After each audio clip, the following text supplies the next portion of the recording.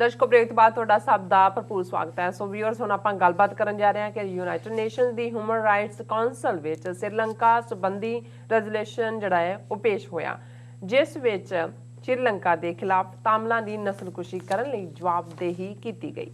चीन ते पाकिस्तान ने श्रीलंका का साथ दिता जदों कि भारतीय नुमाइंदा गैर हाज़र रहा। सो ये भारत का दंभीपुणा है।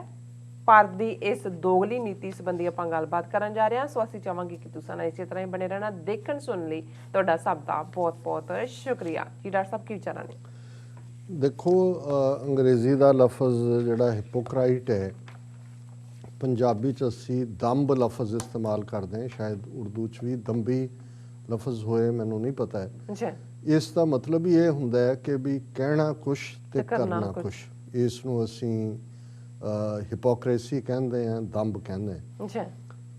असीं पिछले सैगमेंट भी गल की कि किवें मोदी ने जिहड़ा वधाई पत्तर पाकिस्तान नैशनल डे यौमे पाकिस्तान के नां थले भेजिया प्राइम मिनिस्टर इमरान खान साहब नूं 4 वार हिज एक्सैलेंसी करके कि भाई किवें ये कितना वड्डा पुटॉन है और कितनी मिठी छुरी है और उन्होंने कित्थे जाके स्ट्राइक करना है। इन्हों अखीर च कहते छुनछुना फड़ा देना है। तो समझते हैं जी पहला स्टैप ये कर लो, सीज़ फायर हो गया, फिर हाई कमिश्नर रिस्टोर कर दो, फिर कश्मीर गल उन्होंने तो आप ही कोई करवा देंगे कारा, कह देखो जी इन्होंने फिर साडा ट्रस्ट तोड़ता।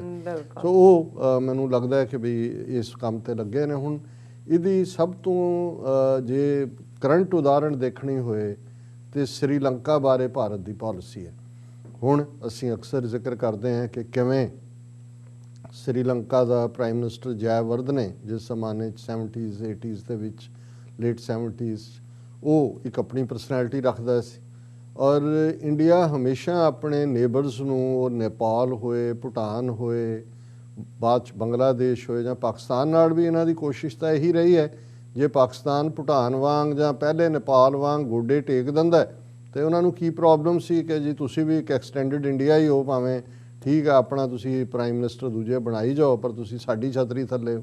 गल तां अपनी इंडिपेंडेंस असर्ट करन दी है। सो श्रीलंका जिहड़ा बुद्धिस्ट कंट्री है, ज़ाहिर है, और उन्हां दा एक अपना प्राउड कल्चर है, उहदे च भी कोई शक नहीं है कि वड्डी गिणती दे विच जिहड़ी तमिल लेबर जिहड़ी कि उत्थे जदों कॉफ़ी प्लांटेशनस ब्रिटिश कॉलोनी सी श्रीलंका भी, संगलादीप कदे उहदा नाम सी पहला, और फिर सिलोन और हुण श्रीलंका। सो उन्होंने जिहड़ा तमिल उत्थे ईस्ट दे विच, नॉर्थ दे विच जाफना और दूसरे एरिए सैटल्ड ने। सो इन्हां दी एजेंसियां ने देखा भी जयवर्धने और श्रीलंका जिहड़ा है ये अपनी free foreign policy, independent foreign policy pursue करता है।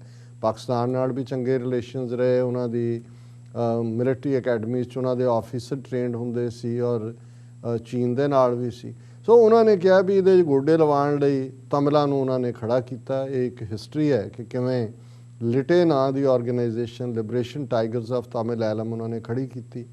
उहदा मुखी प्रभाकरण जिन्हों रा ने ट्रेंड किया हथियार और श्रीलंका दे विच एक सिविल वॉर खड़ी कर दी।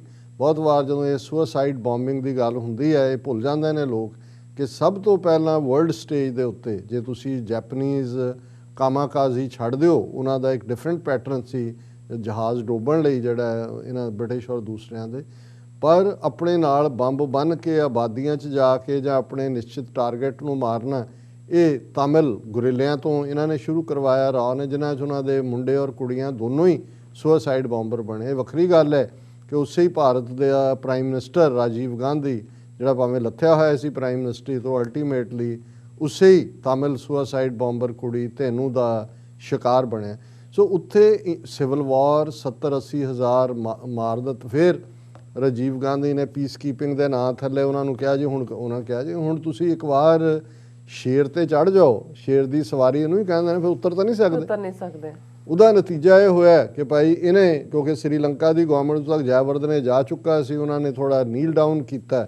इन्होंने कहा कोई गल नहीं है, इन्हों छड्डो तुसी, असीं आपस समझौता। तमिल खिलाफ होए, वो फिर इधर उन्होंने 2 एनिमीज़ नाल श्रीलंका सरकार के खिलाफ भी और इवेंचुअली इंडिया के खिलाफ भी। और नतीजे के तौर पर एक स्टेज ऐसी आई कि श्रीलंका जिहड़े हुण 2 भरा, एक प्रेजिडेंट एक प्राइम मिनिस्टर है, राजसभा पंके, महिंद्रा राज पंके ना है शायद, और उन्होंने फाइनली ये डिसाइड किया कि भाई इनू हुण असीं क्रश कर देना है। और उन्होंने बहुत जुल्म किए, ये कोई शक नहीं है भी प्रभाकरण तो मारिया ही, ਉਹਦਾ 10-11 ਸਾਲ ਦਾ ਜਾਂ ਉਸ ਤੋਂ ਵੀ ਘੱਟ ਉਮਰ ਦਾ ਮੁੰਡਾ ਵੀ, ਹੋਰ ਵੀ ਪੂਰਾ ਇੱਕ ਵੱਡਿਓ ਜਿਹੜਾ ਉਹਨਾਂ ਨੇ ਉਸ ਜਾਫਨਾ ਬੰਬਾਰਡਮੈਂਟ ਔਰ ਜੋ ਵੀ ਕਰ ਸਕਦੇ ਸੀ ਉਹਨਾਂ ਨੇ ਗ੍ਰੋਸ ਵਾਇਲੇਸ਼ਨਸ ਕੀਤੀਆਂ ਹਿਊਮਨ ਰਾਈਟਸ ਦੀ। ਹੁਣ ਇੰਡੀਆ ਜਿਹੜਾ ਕਾਰਡ ਤਾਂ ਤਮਿਲਾਂ ਦਾ ਇਸਤੇਮਾਲ ਕਰ ਰਿਹਾ ਸੀ ਉਹਨੂੰ ਸ੍ਰੀਲੰਕਾ ਨੂੰ ਕਰਨ ਲਈ, ਪਰ ਰੁਕਿਆ ਕਿਉਂ? ਇਹਨਾਂ ਨੂੰ ਇਹ ਨਜ਼ਰ ਆਇਆ ਕਿ ਵੀ ਇਹ ਜੇ ਤਮਿਲ ਆਜ਼ਾਦੀ ਦੀ ਗੱਲ ਆਪਣੀ ਜਿਹੜੀ ਹੈ ਉਹ ਮੰਜ਼ਿਲੇ ਮਕਸੂਦ ਤੱਕ ਪਹੁੰਚ ਜਾਂਦੀ ਹੈ, ਉਹਦੇ ਜਿਹੜੇ ਤਮਿਲਨਾਡ ਸੂਬਾ ਭਾਰਤ ਦਾ ਉਹਦੇ ਵਿਚਲੇ ਤਮਿਲਾਂ 'ਚ ਵੀ ਦਿਲਚਸਪੀ ਹੋਈ ਕਿ ਬਈ ਸਾਡਾ, ਕਿਉਂਕਿ ਡਰਾਵਿਡ ਕਲਚਰ ਤਾਂ ਬਿਲਕੁਲ ਅਲੱਗ ਹੈ, ਕੋਈ ਨਾਰਥ ਇੰਡੀਆ ਨਾਲ ਤਾਂ ਰਲਦਾ ਨਹੀਂ ਹੈ, ਉਹ ਪਹਿਲਾਂ ਹੀ ਦਬੇ ਹੋਏ ਮਹਿਸੂਸ ਕਰਦੇ ਨੇ। ਸੋ ਇਸ ਪੀਰੀਅਡ 'ਚ ਤਮਿਲਨਾਡ ਦੇ ਤਮਿਲਾਂ ਦੇ ਵਿੱਚ ਵੀ ਹਮਦਰਦੀ ਹੋਈ ਉਹਨਾਂ ਤਮਿਲਾਂ ਨਾਲ, ਹੈ ਤਾਂ ਉਸੇ ਨਸਲ ਦੇ ਲੋਕ। ਔਰ ਇਹਨਾਂ ਨੇ ਫਿਰ ਸਿਆਸੀ ਤੌਰ 'ਤੇ ਇਹਨਾਂ 'ਤੇ ਇੱਕ ਦਬਾਅ ਬਣ ਗਿਆ ਇੰਡੀਆ 'ਤੇ ਕਿ ਜੇ ਸ੍ਰੀਲੰਕਾ ਸਰਕਾਰ ਦੇ ਹੱਕ 'ਚ ਖਲੋਂਦੇ ਨੇ ਤੇ ਤਮਿਲ ਵੋਟ ਜਾਂਦੀ ਹੈ ਜਿਹੜੀ ਤਮਿਲਨਾਡ 'ਚ ਹੈ। ਸ੍ਰੀਲੰਕਾ ਦੇ ਤਮਿਲਾਂ ਦੀ ਇਹਨਾਂ ਨੂੰ ਪਰਵਾਹ ਨਹੀਂ ਹੈ, ਉੱਥੇ ਤਾਂ ਇਹਨਾਂ ਚੋਣਾਂ ਨਹੀਂ ਲੜਨੀਆਂ। ਤੇ ਜੇ ਉਹਨਾਂ ਦੇ ਹੱਕ 'ਚ ਖਲੋਂਦੇ ਨੇ ਤੇ ਸ੍ਰੀਲੰਕਾ ਦਾ ਜਿਹੜਾ ਪਹਿਲਾਂ ਹੀ ਪਾਕਿਸਤਾਨ ਔਰ ਚਾਈਨਾ ਦੇ ਨਾਲ ਅਲਾਈ ਕਰਦਾ ਉਹ ਬਿਲਕੁਲ ਹੱਥੋਂ ਜਾਂਦਾ। ਹੁਣ ਉਹ ਜਿਹੜੀ ਉਹਨੇ ਸ੍ਰੀਲੰਕਾ ਆਰਮੀ ਨੇ ਵਾਇਲੇਸ਼ਨਸ ਕੀਤੀਆਂ ਉਹ ਚੱਲਦੇ ਹੁਣ United nations human right council ਦੇ ਵਿੱਚ ਜਿਸ ਦੇ 47 ਮੈਂਬਰ ਨੇ ਇਹ ਰੈਜ਼ੋਲੂਸ਼ਨ ਆਇਆ ਹੋਇਆ ਸੀ ਅਕਾਊਂਟੇਬਿਲਟੀ ਦਾ ਔਰ ਦੂਸਰੇ ਦਾ। ਹੁਣ ਇਹ ਪਰਖਿਆ ਜਾਣਾ ਸੀ ਭਾਰਤ ਦਾ ਸਟੈਂਡ, ਕਿਉਂਕਿ ਚੀਨ ਔਰ ਪਾਕਿਸਤਾਨ ਤਾਂ ਖੁੱਲ੍ਹ ਕੇ ਸ੍ਰੀਲੰਕਾ ਦੇ ਹੱਕ 'ਚ ਨੇ ਪਹਿਲੇ ਦਿਨ ਤੋਂ ਹੀ ਨੇ, ਔਰ ਪਾਕਿਸਤਾਨ ਨੇ ਮਦਦ ਵੀ ਕੀਤੀ ਹੈ ਸ੍ਰੀਲੰਕਾ ਫੌਜ ਦੀ ਇਹਨੂੰ ਕ੍ਰਸ਼ ਕਰਨ, ਚੀਨ ਨੇ ਵੀ ਕੀਤੀ ਹੈ। ਸੋ ਉਹਨਾਂ 'ਚ ਭਾਵੇਂ ਕਿਸੇ ਨੂੰ ਇਹ ਗੱਲ ਪਸੰਦ ਹੋਏ ਜਾਂ ਨਾ ਹੋਏ, ਇਹ ਇੱਕ ਵੱਖਰੀ ਡਿਬੇਟ ਹੈ, ਲੇਕਿਨ ਹਿਪੋਕ੍ਰੇਸੀ ਨਹੀਂ ਹੈ। ਉਹਨਾਂ ਨੇ ਕਦੇ ਤਮਿਲਾਂ ਦੇ ਹੱਕ 'ਚ ਨਹੀਂ ਨਾਰਾ ਮਾਰਿਆ ਪਾਕਿਸਤਾਨ ਨੇ ਜਾਂ ਚੀਨ ਨੇ। ਹੁਣ ਇੰਡੀਆ ਇੱਕ, ਹੁਣ ਤਮਿਲਨਾਡ 'ਚ ਚੋਣਾਂ ਵੀ ਚੱਲ ਰਹੀਆਂ, ਵੋਟਾਂ ਪੈਣੀਆਂ ਨੇ, ਉਹਨੂੰ ਵੀ ਉਹ ਦੇਖ ਰਹੇ ਸੀ। ਇੱਧਰ ਸ੍ਰੀਲੰਕਾ ਨੇ ਇਹਦੇ ਬਾਵਜੂਦ ਕਿ ਇੰਡੀਆ ਜਿਹੜਾ ਉਹ ਆਪਣੀ ਖੇਡ ਖੇਡ ਰਿਹਾ ਸੀ, ਉਹਨਾਂ ਨੇ ਇਹਨਾਂ ਦਾ ਇੱਕ ਟਰਮੀਨਲ 'ਤੇ ਜਿਹੜਾ ਜਾਪਾਨ ਔਰ ਇੰਡੀਆ ਨੇ ਡਿਵੈਲਪ ਕਰਨਾ ਸੀ ਉਹ ਕੰਟਰੈਕਟ ਵੀ ਕੈਂਸਲ ਕੀਤਾ।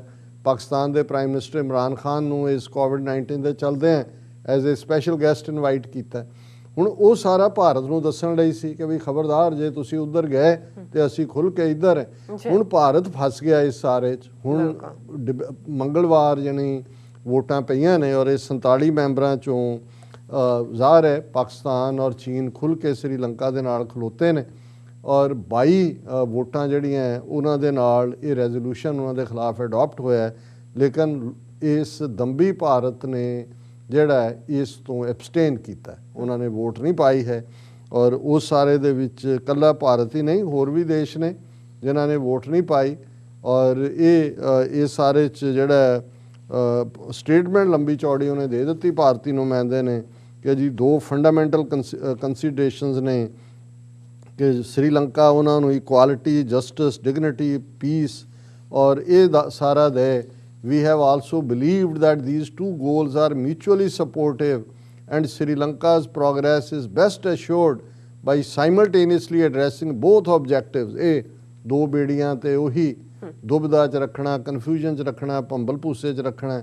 ਔਰ ਨਾਲ ਹੀ ਉਹਨਾਂ ਨੇ ਕਿਹਾ ਜੀ ਇਹ UN ਜਨਰਲ ਅਸੈਂਬਲੀ ਦੇ ਨਾਲ ਕਨਫੋਰਮਿਟੀ 'ਚ ਹੋਏ, ਇਹ ਜਿਹੜਾ ਹਿਊਮਨ ਰਾਈਟ ਕੌਂਸਲ ਦਾ ਪਾਰਟ ਹੈ।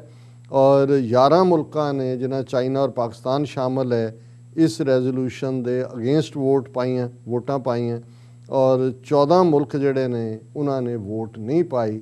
ਭਾਰਤ ਸਭ ਤੋਂ ਵੱਡਾ ਹਿਪੋਕਰੇਟ ਜਿਹਨੇ ਇਸ ਤੋਂ ਐਬਸਟੇਨ ਕੀਤਾ। ਸੋ ਹੁਣ ਜੇ ਜਿਸ ਮੂਵਮੈਂਟ ਨੂੰ ਇਹਨਾਂ ਨੇ ਖੜਾ ਕੀਤਾ, ਜਿਹੜੇ ਤਮਿਲ ਮੂਲ ਦੇ ਲੋਕ, ਤਮਿਲਨਾਡ ਬਹੁਤ ਵੱਡਾ ਸੂਬਾ ਭਾਰਤ ਦਾ, 40-45 ਉੱਥੋਂ 40+ ਮੈਂਬਰ ਪਾਰਲੀਮੈਂਟ ਜਾਂਦੇ ਨੇ, ਜੇ ਉਹਨਾਂ ਨੂੰ ਇਹ ਡਿਚ ਕਰ ਸਕਦੇ ਨੇ ਆਪਣੇ ਵੈਸਟਡ ਇੰਟਰਸਟ ਲਈ। ਹੁਣ ਅਡਾਨੀ ਰਾਹੀਂ ਕੋਈ ਨਾ ਕੋਈ ਸ੍ਰੀਲੰਕਾ ਨਾਲ ਕੋਈ ਡੀਲ ਵੀ ਇਹਨਾਂ ਨੇ ਬਣਾਈ ਹੈ, ਜੇ ਇੱਕ ਟਰਮੀਨਲ ਨਹੀਂ ਮਿਲਿਆ ਕੁਝ ਹੋਰ ਵੀ ਬਣਾ ਰਹੇ ਨੇ। ਤੇ ਇਸੇ ਮੌਕੇ ਦੇ ਉੱਤੇ ਜਿੱਥੇ ਬੜੇ ਹਿਊਮਨ ਰਾਈਟਸ ਔਰ ਫਲਾਣਾ ਟਿਮਕਾ ਇਸ ਕਿਸਮ ਦਾ ਪਾਕਿਸਤਾਨ ਦੇ ਖਿਲਾਫ ਪ੍ਰਚਾਰ ਕਰਨ ਨੂੰ ਜੀ ਫਲਾਣਿਆਂ ਨਾਲ ਇਹ ਹੋ ਰਿਹਾ, ਟਿਮਕੇ ਨਾਲ ਇਹ ਹੋ ਰਿਹਾ, ਔਰ ਅਮਰੀਕਾ ਦੇ ਕੁਆਡ 'ਚ ਬੜੇ ਨੇ ਕਿ ਜੀ ਚਾਈਨਾ ਕੀ ਕਰ ਰਿਹਾ, ਸਿੰਗਕਿਆਂਗ 'ਚ ਕੀ ਕਰ ਰਿਹਾ। ਪਰ ਤੁਸੀਂ ਦੇਖੋ ਕਿ ਉਹ ਤਮਿਲ ਸਮੱਸਿਆ ਜਿਹੜੀ ਇਹਨਾਂ ਨੇ ਖੜੀ ਕੀਤੀ, ਇਹਨਾਂ ਦੇ ਹੀ ਉਹ ਸਾਰੇ ਚੱਕੇ ਚਕਾਏ ਔਰ ਇਹਨਾਂ ਦੇ ਟ੍ਰੀਟ ਕੀਤੇ, ਉੱਥੇ ਮਾਰੇ ਗਏ। ਜਦੋਂ ਹੁਣ ਜੇ ਤੁਸੀਂ ਲੰਕਾ ਪਾਸੇ ਵੀ ਰੱਖ ਦਿਓ, ਜੇ ਉਹਨਾਂ ਲਈ ਹਾਂ ਦਾ ਨਾਰਾ ਮਾਰਨ ਦਾ ਮੌਕਾ ਆਇਆ ਤੇ ਪੰਡਤ ਜੀ ਨੇ ਆਪਣੀ ਧੋਤੀ ਸਮੇਟੀ ਔਰ ਭੱਤ ਖਾਇਆ ਖਿਸਕੇ, ਉੱਥੋਂ ਖਿਸਕ ਗਏ।